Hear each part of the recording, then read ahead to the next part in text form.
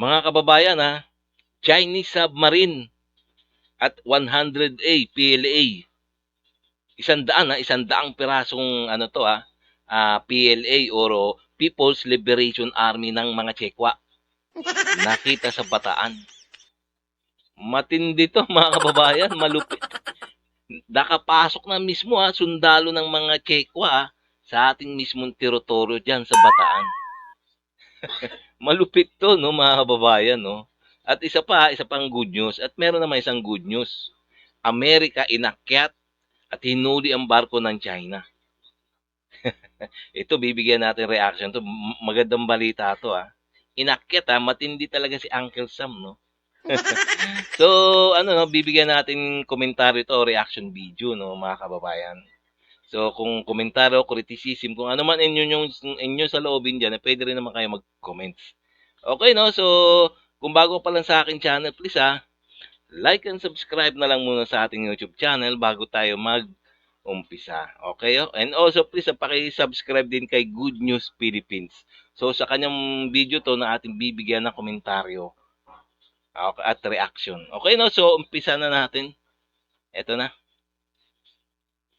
Mga kabayan, pinag-uusapan ngayon sa social media ang nakitang nasa 100 mga sundalo ng People's Liberation Army at isang submarine na dumaong pa sa Mariveles, Bataan sa area. Naging hub ito ng Pogo. Ayon kay Palad, taong 2020 na makapasok si Madriaga sa isang property ng Biancham Holdings and Trading na pag-aari ni dating presidential spokesperson Attorney Harry Roque. Doon nakita raw ni Madriaga ang nasa 100 Chinese military na nakauniforme ng pangsundalo, armado lahat. At sa Laque Beach sa Mariveles, Bataan, nakita niya rin ang isang black submarine na pinaiikutan ng malalaking fishing vessel sa beachfront ng Biancham. Doon na talagang mahirap puntahan, binakuran.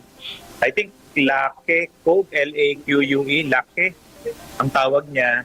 Talaga raw, sabi niya, kitang-kita niya mismo mga naka-uniformadong mga Chinese para PLA, no?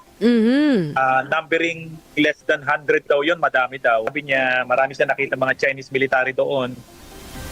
With or without photos naman, mabigat yung allegation na yon, di ba?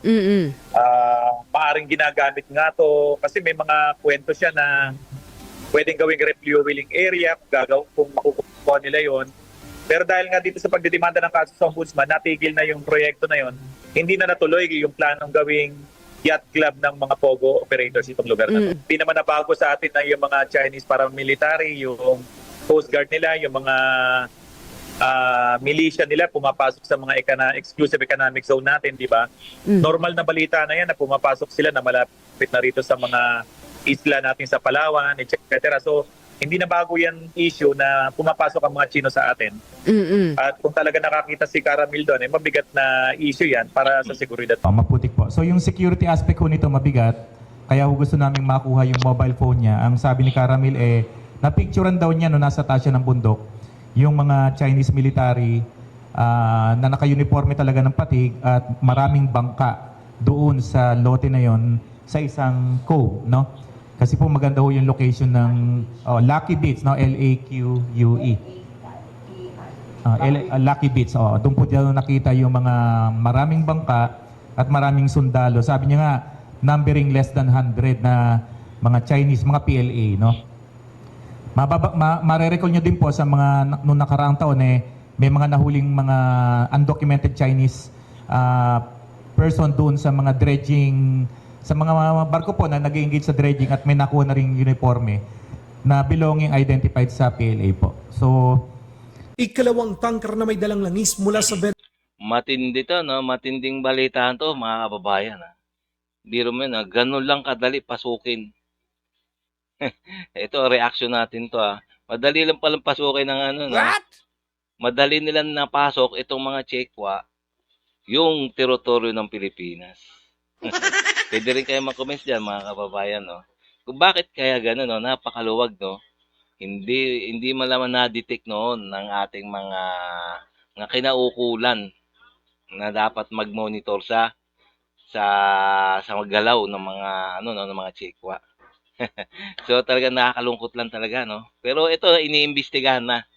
So iniimbestigahan na ng ating gobyerno, no?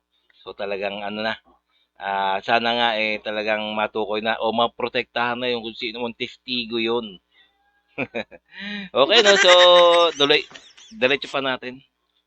Venezuela ang inakyat at pinigilang makaalis ng mga sundalo ng Amerika at US Coast Guard. Ang tangkar na may pangalang Centuries ay hindi man konektado sa Iran, subalit dala nito ang langis mula Venezuela para sa China. Duda ang Amerika sa paggamit ng tangkar ng watawat ng Panama. Ito ngayon ang iniimbestigahan ng mga otoridad kung ito ba ay lihitimo o kunwari lamang. Sumasakit ngayon ang ulo ng China dahil sa kanila pala ang nasabing oil tanker na may dalang 2 milyong bareles ng langis mula sa Venezuela. Aktwal na video, panoorin.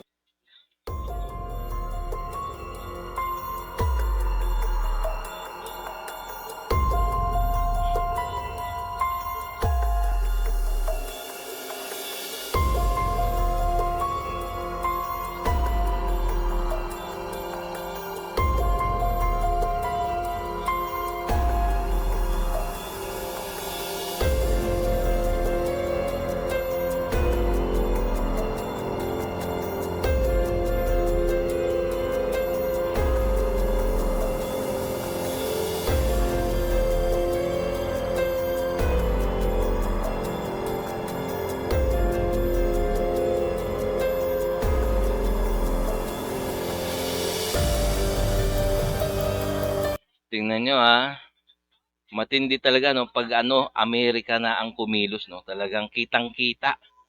Kitang-kitang ebidensya. Malupit si Uncle Sam no.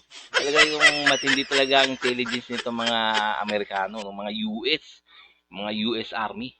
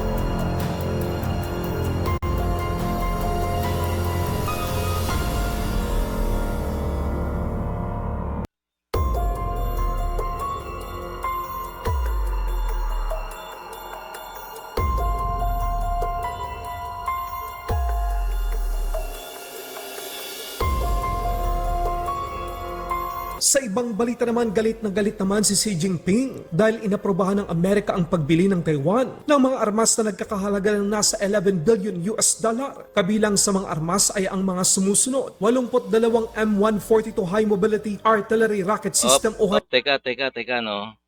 Lagi naman ganyan yung papel niya ni Xi Jinping.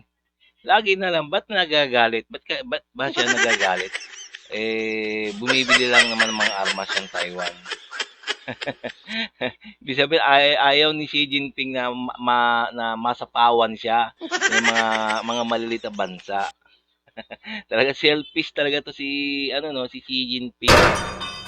HIMARS, 400 at 20 MGM-140 Army Tactical Missile System, 60 M109A7 Paladin self-propelled howitzers at M992A3 carrier ammunition truck vehicles, Javelin at TOW missiles, Harpoon missile kits, spare and repair parts para sa AH-1W Super Cobra attack helicopters. Ayon kay Xi Jinping ng China, dahil dito mas lalong malaki ang posibilidad ng komprontasyon sa pagitan ng China at Amerika. Pero ang totoo, mas tataas ang high blood pressure ng presidente ng China dahil sa hindi nila kayang talunin na ang Taiwan. Nananawagan ngayon ang China na itigil ng Amerika ang ginagawa nitong pag-arma sa Taiwan. Sa ibang balita naman, makikita rin ang pagdagsa ng mga F-35 fighter jets ng Amerika sa Puerto Rico, malapit sa Venezuela.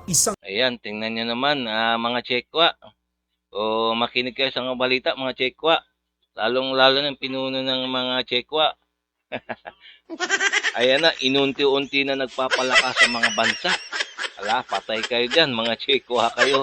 Nagpapalakas ng unti-unting, kumbaga, pinapalibutan na kayo ng mga malalakas ng armas. Batay kayo mga Chino, no? Ayan na si Uncle Sam, mautak. pagpapakita ng paghahanda ng Amerika sa anumang tugon ng Venezuela laban sa kanila.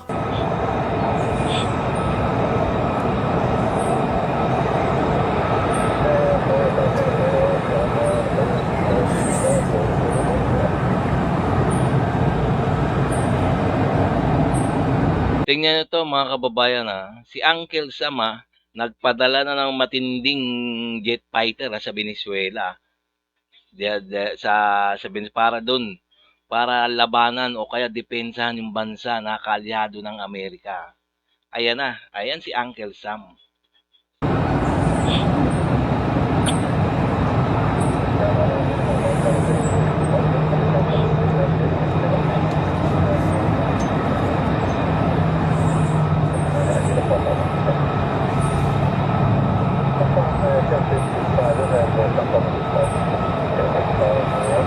Okay, no, so hanggang dito na lang tayo, no? So nakita nyo naman kung gaano kalupit kung gaano kakulit, ang mga Chekwa, no? Napasok ang bansa natin na hindi nalalaman pero under investigation na yata. Tsaka si Uncle Sam talagang handang tumulong kahit sa mga kaalyado niya sa mga hindi lang Pilipinas. Handang tumulong siya sa mga kaalyado ng Amerika. Yan, nagpadala ng F-35 kaya patay kayo. Patay kayo talagang ayun ang matinding jet fighter ni Uncle Sam.